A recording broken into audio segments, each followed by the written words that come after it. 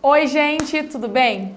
Vocês já pararam para pensar como é que chegou essa conclusão de que uma coisa, né, um gene interferia nas características dos filhos? Será que, tipo assim, isso foi do nada? Tipo, quem chegou nessa conclusão? Hoje a gente sabe que são os genes que influenciam as características dos filhos, mas foi assim sempre? Não, gente, não foi assim sempre. Teve um cara chamado Mendel, Gregor Mendel, que ele viveu no século XIX, e ele, assim, foi o pai da genética. Mas pensa o seguinte, você fazendo um trabalho super bonito, super diferente da sua época, e aí o seu professor nem dá atenção para esse trabalho, e depois de uns longos anos, algum outro aluno vai lá, redescobre o seu trabalho e fala assim, nossa, olha, o trabalho fulano de tal é importante, deem uma olhada. Gente, foi exatamente assim que aconteceu com o Gregor Mendel. Ele fez um trabalho, né, onde ele estudava as características de hereditariedade, onde se passavam os genes para os pais, para os filhos. Aliás, nem existia gene ainda, tá? Ele não sabia o que era DNA, não sabia qual a estrutura do DNA, ele chamou isso de fatores. Mas guarda essa informação que a gente vai precisar usar daqui a pouco. Então, Mendel, depois de um tempo, né, depois que ele morreu, a sua descoberta, seu estudo, ele foi proposto, né, para refazer de novo por outros cientistas, e foi aí que Mendel foi reconhecido, né? Gente, olha a loucura disso. Uma pessoa faz lá um trabalho e depois de anos, 35 anos depois, redescobrem esse trabalho, fazem de novo e falam, olha, realmente, Gregor Mendel naquela época ele já era muito avançado na ciência. E foi assim que é a vida de Mendel, coitado, choramos por ele, né?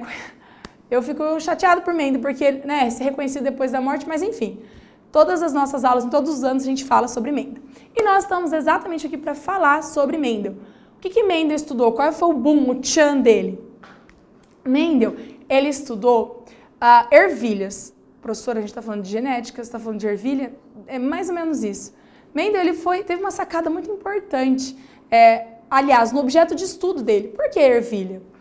Porque a ervilha, ela tinha rápida reprodução, né? Então, ele conseguia gerar indivíduos de forma mais rápida. E isso ajudou para a observação dessas características.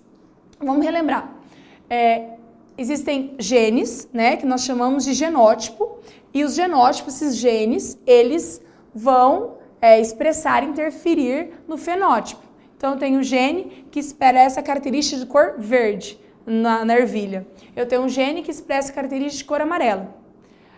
As ervilhas, elas tinham várias características e o Mendel, pela rápida reprodução, ele conseguia compreender essas características. Por exemplo, a cor, né, da ervilha, amarela ou verde, a estrutura, se era lisa ou rugosa, o tamanho da haste das plantas e assim por diante. Vários fatores eles conseguiam ver aí dentro da reprodução dessas ervilhas. Então, a característica que ele queria estudar, ele selecionava e cruzava entre si para ver o que dava, qual que era o resultado final. Então, aqui a gente vai ver o exemplo das cores, né? Que foi uma das características que ele estudou. Então, ó, ele pegou duas ervilhas verdes e cruzou entre si. Originaram filhos, né? Filhos das vagens verdes, que nós chamamos de F1. Então, no cruzamento de duas ervilhas verdes, originou várias ervilhas verdes também. No cruzamento entre ervilhas amarelas, originou ervilhas amarelas, F1. Ele chamava que essa F1, esses filhos 1, eram 100% puros, né? 100% puros. Aí, o que Mendel fez? Ele queria observar mais ainda as características de como passavam de pai para filho, como que funcionava. O que ele fez? Ele pegou essa ervilha verde junto com a ervilha amarela e cruzou, tá? Esse cruzamento originaram quatro ervilhas amarelas, né? 4 ervilhas amarelas, 100% amarelas, não tinha nenhuma verde. Então, observem, ó, ele cruzou uma verde com amarelo, deu só amarelo. O que ele fez depois? Pegou essas ervilhas amarelas, essas duas ervilhas, ó, e cruzaram entre si. E nesse cruzamento, olhem isso aqui, originou uma ervilha verde. Ué, originou uma ervilha verde. Mas, ó, entre amarela e amarela deu amarela, cruzou duas amarelas, cruzou dentro de duas amarelas, originou uma verde. Por quê? Não teria que ser tudo amarelo? Porque aqui foi duas amarelas, deu só amarela, por que aqui deu verde? Bom, aí ele chegou na conclusão de que existiam alguns fatores que passavam de pai para filho e que esses fatores, eles não expressavam necessariamente aquela característica. A gente vai colocar em forma de alelos que a gente vai compreender um pouquinho melhor. Nós sabemos que a cor verde é uma característica recessiva, né? Então, os alelos da característica cor verde, né, é azinho, azinho. Então, indivíduos azinho, azinho, logo, só originam, né, os filhos vão ter também só esses genes. Lembra que na hora ai, meu Deus, espera aí. Na hora de originar um indivíduo, sempre vai ser um alelo vindo do pai, um alelo vindo da mãe. Então, qual que é o único alelo que o pai pode dar aqui? Azão. E o da mãe? Azinho. O da mãe, azinho também. Então, só poderia originar indivíduos azinhos, azinhos. Aqui na cor amarela, a gente sabe que a característica é dominante. Então, qual alelo o pai pode dar aqui? Azão. Qual alelo a mãe pode dar aqui? Azão. Então, aqui os indivíduos tinham alelos homozigóticos. Lembra dos conceitos genéticos que a gente viu na última aula? Que é importante saber? Homozigóticos são os alelos iguais. Então, ó, não são alelos iguais? Azinho, azinho e azão, azão. Muito bem. Aí, ele pegou esses indivíduos, né? Originou 4 indivíduos de cor amarela. Então, ele cruzou. Vamos fazer o quadro de Punnett, que a gente aprendeu na aula passada, para a gente entender qual é o genótipo da prole dessas ervilhas. Então, houve o cruzamento. Azão, azinho, azão, azinho, azão, azinho, azão, azinho. Ou seja, todas as ervilhas que têm o fenótipo amarelo, né? A característica amarela, tem o genótipo heterozigoto. Olha lá o outro conceito que a gente viu.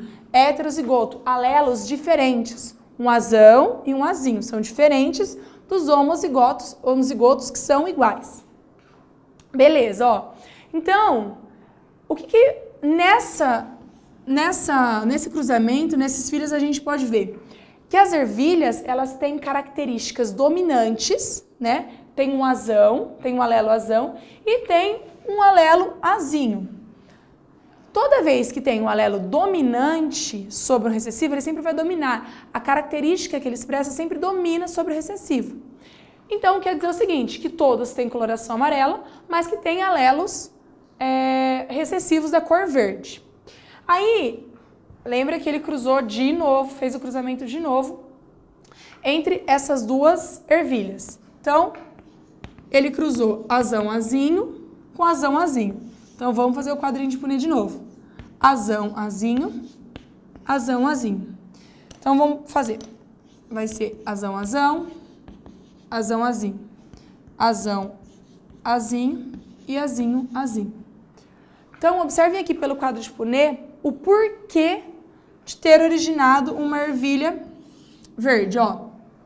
Essas 3 ervilhas amarelas, elas têm o gene dominante, né? O alelo dominante azão. Por isso, elas possuem características dominantes, que é a coloração amarela.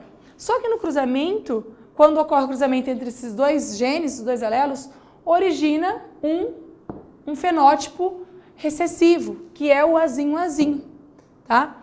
E foi a partir desse raciocínio que Mendel ele chegou à conclusão de que esses fatores passavam de pais para os filhos e que esses fatores, eles não necessariamente são expressos sempre, né? que existiam esses fatores que ficavam, que não eram expressos, que no caso são recessivos, mas que na eventualidade, na proporção de gerar novos indivíduos, poderia aparecer essa característica, sim, recessiva em um indivíduo, como a gente viu aqui. Então, entre duas ervilhas de cores amarelas, poderia sim originar uma ervilha de cor verde. Mas lembra lá no começo da nossa aula que eu falei que as descobertas de Mendel não foram aceitas cientificamente no momento em que ele descobriu esse conceito, esse raciocínio? Foi muito tempo depois que foi redescoberto, estudaram novamente, e aí que Mendel teve o boom e foi considerado o pai da ciência aí, o pai da genética para esse conceito. Isso a gente conclui que a ciência não é, gente, ela não é rápida. Tipo, fiz um experimento, pronto, eu sou considerado o pai disso, eu sou o precursor, eu que desenvolvi essa área. Não, a ciência ela é construída ao longo do tempo. Então, Mendel foi importante cabeça disso tudo, que aos poucos, né, foram sendo desenvolvidos novos conceitos, e aí chegou nessa área da genética que a gente estuda, que a gente vê, que é aplicada em várias áreas da nossa vida. Entender um pouquinho de Mendel é entender um pouquinho do histórico da genética, do que a gente está vivendo hoje, como os organismos transgênicos, a clonagem. Mendel foi muito importante para a gente chegar nesses assuntos aí discutidos atualmente. Então é isso, a gente se vê na próxima aula, tá bom? Até mais!